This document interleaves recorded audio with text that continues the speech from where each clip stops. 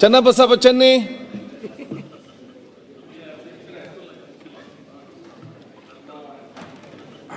ಆರೋಗ್ಯ ಸಚಿವರಿಗೆ ಒಂದು ಪ್ರಶ್ನೆಯನ್ನು ಕೇಳಲಿಕ್ಕೆ ನಾನು ಇಷ್ಟಪಡ್ತೇನೆ. ಮೊನ್ನೆ ಅಧ್ಯಕ್ಷರು ಉತ್ತರವನ್ನು ಕೊಟ್ಟಿದ್ದಾರೆ. ಬಹಳ ಗಂಭೀರವಾಗಿ ತಗೊಳ್ಬೇಕಾದಂಥ ಒಂದು ಸಂಗತಿ ಅಂತೇಳಿ ನಾನು ಭಾವಿಸ್ತೇನೆ. ಈ ಹಿಂದೂ ಕೂಡ ಮಾನ್ಯ ಸಚಿವರ ಜೊತೆ ನಾನು ಮಾತುಕತೆಗಳನ್ನು ಮಾಡಿದ್ದೆ. ಆದರೆ ಸರಿಯಾದಂಥ ನಮಗೆ ಏನು ಅಗತ್ಯ ಇದೆ, ಯಾವ ಸಂಗತಿಯನ್ನು ನಾವು ತಮ್ಮ ಹತ್ರ ಚರ್ಚೆ ಮಾಡಿದ್ದು ಅದಕ್ಕೆ ಪರಿಹಾರ ಸಿಕ್ಕಿಲ್ಲ ಅಂತೇಳಿ ನಾನು ಭಾವಿಸ್ತೇನೆ. ಶಿವಮೊಗ್ಗ ದೊಡ್ಡದಾದಂಥ ಜಿಲ್ಲೆ, ಮೆಗಾನ್ ಆಸ್ಪತ್ರೆ ಇತ್ತು ನಮ್ಮದು. ಮೈಸೂರು ಮಹಾರಾಜರ ಕಾಲದಲ್ಲಿ ಆದಂಥ ಒಂದು ವಿಶೇಷವಾದಂಥ ಒಂದು ಕಾರ್ಯ ಅದು. ಆ ಮೆಗಾನ್ ಹಾಸ್ಪಿಟ್ಲಿಗೆ ಮೆಡಿಕಲ್ ಕಾಲೇಜಿಗೆ ಅದನ್ನು ಡೈವರ್ಟ್ ಮಾಡಿದ್ವಿ ನಾವು. ಸನ್ಮಾನ್ಯ ಯಡಿಯೂರಪ್ಪನವ್ರು ಮುಖ್ಯಮಂತ್ರಿಗಳಾಗಿದ್ದಂಥ ಸಂದರ್ಭದೊಳಗೆ ಅದನ್ನು ಗಮನದಲ್ಲಿ ಇಟ್ಕೊಂಡು ಕಾರ್ಯವನ್ನು ಮಾಡಲಿಕ್ಕೆ ಅವಕಾಶ ಮಾಡಿಕೊಡ್ತು. ತುಂಬ ಒಳ್ಳೆಯ ಸಂಗತಿಗಳನ್ನು ಯೋಚನೆ ನಡೀತು. ಆದರೆ ಶಿವಮೊಗ್ಗ ಜಿಲ್ಲೆಗೆ, ಯಾಕೆಂದರೆ ಮೆಡಿಕಲ್ ಕಾಲೇಜು ಪ್ರಾರಂಭ ಆದ ನಂತರದೊಳಗಡೆ 5 ವರ್ಷದೊಳಗಡೆ ಅವರು ಅವ್ರದ್ದೇ ಆದಂಥ ಆಸ್ಪತ್ರೆಯನ್ನು ಕಟ್ಕೋಬೇಕು ಅಂತ ಒಂದು ಅವಕಾಶ ಇರುವಂಥ ಒಂದು ಸಂಗತಿ. ಅವರೇನು ಅದ್ರ ಬಗ್ಗೆ ಯೋಚನೆ ಮಾಡಲಿಲ್ಲ. ಆದರೆ ಮೆಗಾನ್ ಹಾಸ್ಪಿಟ್ಲಿಗೆ ಬೇಕಾಗಿರೋಂಥ ಅಗತ್ಯತೆಗಳೇನಿತ್ತು ಅದೆಲ್ಲದು ಕೊಲ್ಯಾಪ್ಸ್ ಆಗುವಂಥ ಸ್ಥಿತಿಯಲ್ಲಿ ಇವತ್ತು ನಿರ್ಮಾಣ ಆಗಿದೆ. ಅತ್ಯಂತ ಕಡು ಬಡವರಿಗೆ ಬೇಕಾಗಿರೋಂಥ ವ್ಯವಸ್ಥೆಗಳೇನಿತ್ತು ಅದರಿಂದ ವಂಚಿತರಾಗಿದ್ದಾರೆ ಬಡವರು. ಪ್ರತಿ ಬಾರಿ ಹೋರಾಟ ಮಾಡಿ ಔಷಧಿಗಳನ್ನು ತಗೊಳ್ಳುವಂಥ ಸ್ಥಿತಿ ನಿರ್ಮಾಣ ಆಗ್ತಾ ಇದೆ. ಯಾಕೆಂದರೆ ಹತ್ತತ್ರ 30-32 ತಾಲೂಕಿಂದ ಅಲ್ಲಿಗೆ ಜನಗಳು ಬರ್ತಾರೆ. ಮತ್ತು ಬೇರೆ ಬೇರೆ ಊರಿಗೆ ಹೋಗಬೇಕು ಅಂತ ಹೇಳಿದ್ರೆ, ಇಲ್ಲಿಂದ ಸಾಮಾನ್ಯ ಬಡವರು ಹೋಗಬೇಕು ಅಂತ ಇಲ್ಲಿಂದ ರೆಕಮೆಂಡ್ ಮಾಡಿದ್ರೆ ಅಲ್ಲಿಗೆ ಹೋಗಲಿಕ್ಕೇ ತುಂಬ ಹಣ ಖರ್ಚಾಗತ್ತೆ ಅವರಿಗೆ. BPL ಹೋಲ್ಡಿಗೆ ಹಣ ಕೊಡ್ತೀವಿ ಸರ್ಕಾರ ಅಂತ ತಾವು ಹೇಳ್ತೀರಾ. ಆದರೆ ಇವ್ರು ಮಾಡಿರುವಂಥ ಒಂದು ವ್ಯವಸ್ಥೆ ಇದೆಯಲ್ಲ, ಇವರು ಸುಮಾರು 1350ಕ್ಕೂ ಹೆಚ್ಚು ಸಂಗತಿಗಳಿಗೆ ಹಣವನ್ನು ಎಷ್ಟೆಷ್ಟು ಕೊಡಬೇಕು, ಯೂಸೇಜ್ ಚಾರ್ಜಸ್ ಅಂಥೇಳಿ ಅದನ್ನು ಮಾಡಿದ್ದಾರೆ. ಒಬ್ಬ ಬಡವ ಕಟ್ಟಲಿಕ್ಕೆ ಸಾಧ್ಯ ಇಲ್ಲ ಸರ್. ಹತ್ತತ್ರ 1 ಲಕ್ಷ ರೂಪಾಯಿ ತನಕ ಕೊಟ್ಟಿರೋ ಯೋಜನೆ ಮಾಡಿರುವಂಥ ಹಣದೊಳಗಡೆ ಕಟ್ಟುವಂಥ ಸ್ಥಿತಿ ನಿರ್ಮಾಣ ಆಗಿದೆ.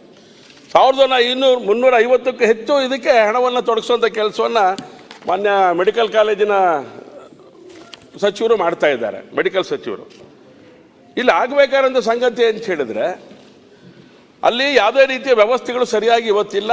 ಈ ಹಿಂದೂ ಕೂಡ ಜಿಲ್ಲಾ ಉಸ್ತುವಾರಿ ಸಚಿವರು ಕೂಡ ಅಲ್ಲಿಗೆ ಹೋಗಿ ಭೇಟಿಯನ್ನು ಕೊಟ್ಟಿದ್ದಾರೆ.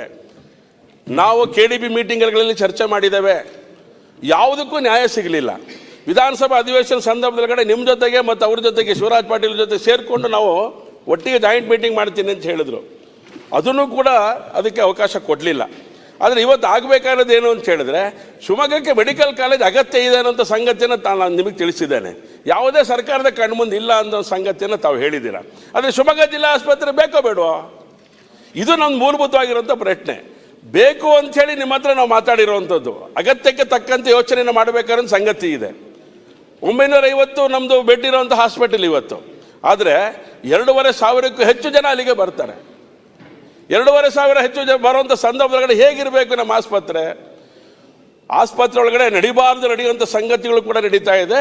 ಲೋಕಾಯುಕ್ತ ತನಿಖೆಯನ್ನು ಕೂಡ ಮಾಡೋದ್ರ ಮೂಲಕ, ಲೋಕಾಯುಕ್ತ ದಾಳಿ ಮಾಡೋದ್ರ ಮೂಲಕ ಸಂಬಂಧಪಟ್ಟಂಥ ಅಧಿಕಾರಿಗಳಿಗೆ ಸಸ್ಪೆಂಡ್ ಮಾಡಿರುವಂಥದ್ದು ಇದೆ. ಹೀಗಾಗಿ ನಾನು ಹೇಳ್ತಾ ಇದ್ದೇನೆ, ಜಿಲ್ಲಾ ಆಸ್ಪತ್ರೆ ಆದರೆ ತುಂಬ ಬಡವರಿಗೆ ಅನುಕೂಲ ಆಗುವಂಥ ಸಂಗತಿ ಇದೆ. ನಿಮಗೆ ಜಾಗ ಬೇಕಾ? ಜಾಗ ಇದೆ. ಏನು ಬೇಕಾದ್ರೂ ನಾವು ಅವಕಾಶ ಕೊಡೋಕ್ಕೆ ಅವಕಾಶ ಇರೋಂಥ ಸಂದರ್ಭದೊಳಗಡೆ.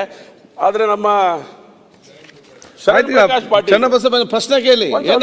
ಅಲ್ಲಲ್ಲ, ಪ್ರಶ್ನೆ ಸರಿ, ಪರಿಹಾರ ಹುಡ್ಕೊಳ್ಳೋದು ಉಪಯೋಗ ಆಗೋದಿಲ್ಲ.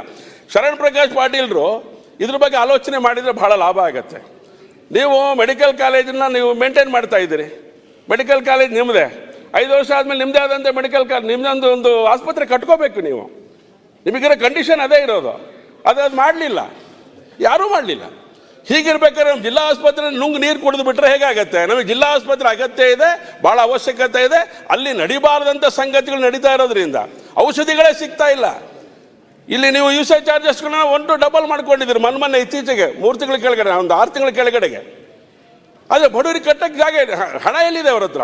ನೀವು ಕೊಡ್ತೀರಿ ವಾಪಸ್ ಅವರಿಗೆ. ಯಾವಾಗ ರಿಯಂಬರ್ಸ್ ಮಾಡ್ತಾರೆ ಅಂತ ನಿಮಗೆ ಗೊತ್ತಿದೆ ಸರ್? ರಿಯಂಬರ್ಸ್ ಮಾಡೋಂಥ ಯಾವಾಗ ಅಂತೇಳಿ ನೀನು ಮೊದಲು ದುಡ್ಡು ಕಟ್ಟಿ ಒಳಗಡೆ ಹೋಗ್ಬೇಕು, ಉತ್ತರ ಕೊಡ್ಲಿ.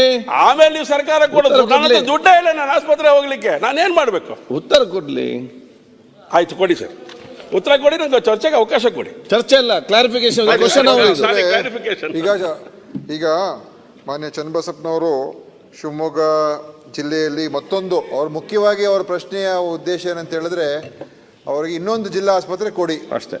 ಅಲ್ಲ ಇದ್ದಿದ್ದು ತೆಗೆದಿದ್ದೀರಿ ಅಂತ. ಇಲ್ಲ, ಅದು ಈಗ ಅದೇ ರೀತಿಯಾಗಿ ಹಲವಾರು ಜಿಲ್ಲೆಗಳಲ್ಲಿ ಇವತ್ತು ಜಿಲ್ಲಾ ಆಸ್ಪತ್ರೆಗಳು ವೈದ್ಯಕೀಯ ಶಿಕ್ಷಣ ವೈದ್ಯಕೀಯ ಕಾಲೇಜ್ಗಳನ್ನು ಸ್ಥಾಪನೆ ಮಾಡಿದಾಗ ಅದು ಜಿಲ್ಲಾ ಆಸ್ಪತ್ರೆಗಳು ವೈದ್ಯಕೀಯ ಕಾಲೇಜ್ಗೆ ಸೇರ್ಪಡೆ ಮಾಡಿದ್ರು. ಅದು ತಾತ್ಕಾಲಿಕವಾಗಿಯೇ ಸೇರ್ಪಡೆ ಆಗಿರ್ತಕ್ಕಂಥದ್ದು. ಬಹುತೇಕ ಕಡೆ ಒಂದೆರಡು ಕಡೆ ಮಾತ್ರ ಅದು ಅವರಿಗೆ ಟ್ರಾನ್ಸ್ಫರ್ ಆಗಿದೆ. ಏನಂತ ಹೇಳಿದ್ರೆ ನೀವು ನಂತರ ಅವ್ರದ್ದೇ ಆದಂಥ ಪ್ರತ್ಯೇಕವಾದ ಆಸ್ಪತ್ರೆ ಕಟ್ಕೋಬೇಕು, ನಂತರ ಇದು ವಾಪಸ್ಸು ನಮ್ಮ ಇಲಾಖೆಗೆ ವಾಪಸ್ ಕೊಡಬೇಕು ಅಂತಲೇ ಇರುವಂಥದ್ದು. ಆದರೆ ಅದೆಲ್ಲೂ ಕೂಡ ಇಂಪ್ಲಿಮೆಂಟ್ ಆಗಿಲ್ಲ ಮಾಡಿ ಇಲ್ಲ ಎಲ್ಲೂ. ನೋಡಿ, ಅದಕ್ಕೆ ಏನಂತ ಹೇಳಿದ್ರೆ ಮುಖ್ಯವಾಗಿ ಇನ್ನೊಂದು ಜಿಲ್ಲಾ ಆಸ್ಪತ್ರೆ ಕಟ್ಟಬೇಕಾದ್ರೆ ಅದಕ್ಕೆ ಪ್ರತ್ಯೇಕವಾದ ಅನುದಾನ ಕೊಡಬೇಕಾಗ್ತದೆ, ಪ್ರತ್ಯೇಕವಾದಂಥ ಆಸ್ಪತ್ರೆ ಕಟ್ಟಬೇಕಾಗ್ತದೆ, ನಮ್ಮಲ್ಲಿ ಮ್ಯಾನ್ ಪವರ್ ಕೊಡಬೇಕಾಗ್ತದೆ. ಮತ್ತು ಅದು ಬಹುತೇಕ ಎಲ್ಲೂ ನಡೆದಿಲ್ಲ. ಕೆಲವು ಜಿಲ್ಲೆ, ಮೈಸೂರು ಜಿಲ್ಲೆಯಲ್ಲಿ ಮಾಡಿದ್ರು ಹೊಸ ಜಿಲ್ಲಾ ಆಸ್ಪತ್ರೆ. ಬಹುಶಃ ಅವಾಗ ಸಿದ್ದರಾಮಯ್ಯ ಅವರು ಮನಸ್ಸು ಮಾಡಿದ್ದಕ್ಕೆ ಅದಾಯಿತು ಹಿಂದಿನ ಸರ್ಕಾರದಲ್ಲಿ ಅವರಿದ್ದಾಗ. ಆಮೇಲೆ ಬಳ್ಳಾರಿಯಲ್ಲಿ ಮಾತ್ರ ಒಂದು ಕಡೆ ಇನ್ನೊಂದು ಜಿಲ್ಲಾ ಆಸ್ಪತ್ರೆ ಇದೆ, ಉಳಿದಿರೋ ಕಡೆ ಎಲ್ಲೂ ಇಲ್ಲ. ಎಲ್ಲೆಲ್ಲಿ ಟ್ರಾನ್ಸ್ಫರ್ ಆಯಿತು ಅದು ಮೆಡಿಕಲ್ ಕಾಲೇಜ್ಗೆ ಹೋಗಿದೆ. ಜಿಲ್ಲಾ ಆಸ್ಪತ್ರೆಯ ಒಂದು ನಿರ್ವಹಣೆ ಅವ್ರ ಜವಾಬ್ದಾರಿ ಆಗ್ತದೆ. ಅದರಿಂದ ಅದು ಪ್ರಾಕ್ಟಿಕಲಾಗಿ ಆ ಥರ ಆಗೋಗಿದೆ. ಇನ್ನು ವಾಪಸ್ ಕೇಳೋಕೆ ಹೋದರೆ ಕೂಡ ಅವ್ರು ಇನ್ನೊಂದು ಆಸ್ಪತ್ರೆ ನಿರ್ಮಾಣ ಮಾಡ್ಕೋಬೇಕು. ಯಾಕಂದರೆ NMC ಗೈಡ್ಲೈನ್ಸ್ ಇರ್ತದೆ. NMC ಗೈಡ್ಲೈನ್ಸ್ ಪ್ರಕಾರ ಆ ಆಸ್ಪತ್ರೆ ಅವ್ರ ಜೊತೆಲಿ ಇರಲೇಬೇಕು, ಇಷ್ಟು ಬೆಡ್ಸ್ ಇರಲೇಬೇಕು ಅಂತ. ಸೊ ಅದು ಒಂದು ಸಮಸ್ಯೆ ಇದೆ. ನೀವು ಕೇಳ್ತಾ ಇರುವಂಥದ್ದು ಇನ್ನೊಂದು ಆಸ್ಪತ್ರೆ. ಈಗ ಇನ್ನೊಂದು ಆಸ್ಪತ್ರೆ ಕಟ್ಟಬೇಕಾದ್ರೆ ನಾವು ಈಗ ಈ ನಮ್ಮ ಸರ್ಕಾರ ಬಂದ ಮೇಲೆ 3 ಕಡೆ ಆ ಥರ ನಾವು ಮಾಡಿಸಿದ್ದೇವೆ. ಒಂದು ಬೀದರ್ನಲ್ಲಿ, ಅಲ್ಲಿ ಜಿಲ್ಲಾ ಮೆಡಿಕಲ್ ಕಾಲೇಜ್ ಇರೋದ್ರಿಂದ ಬಸವ ಕಲ್ಯಾಣದಲ್ಲಿ ಅಲ್ಲಿರುವಂಥ ತಾಲೂಕು ಆಸ್ಪತ್ರೆನ ಜಿಲ್ಲಾ ಆಸ್ಪತ್ರೆಗೆ ಮೇಲ್ದರ್ಜೆಗೆ ಏರಿಸ್ತಾ ಇದ್ದೀವಿ. ಅದೇ ಥರ ನಿನ್ನೆ ಒಂದು ಪ್ರಶ್ನೆ ಬಂದಿತ್ತು, ಸಿಂಧನೂರಿಗೆ ಮೇಲ್ದರ್ಜೆಗೆ ಏರಿಸ್ತಾ ಇದ್ದೀವಿ ಜಿಲ್ಲಾ ಆಸ್ಪತ್ರೆಗೆ. ಚಾಮರಾಜನಗರಲ್ಲಿ ಜಿಲ್ಲೆಯಲ್ಲಿ ಅಲ್ಲಿ ಜಿಲ್ಲಾ ಆಸ್ಪತ್ರೆಯನ್ನು ಕೊಳ್ಳೇಗಾಲದಲ್ಲಿ ಮಾಡ್ತಾ ಇದ್ದೀವಿ.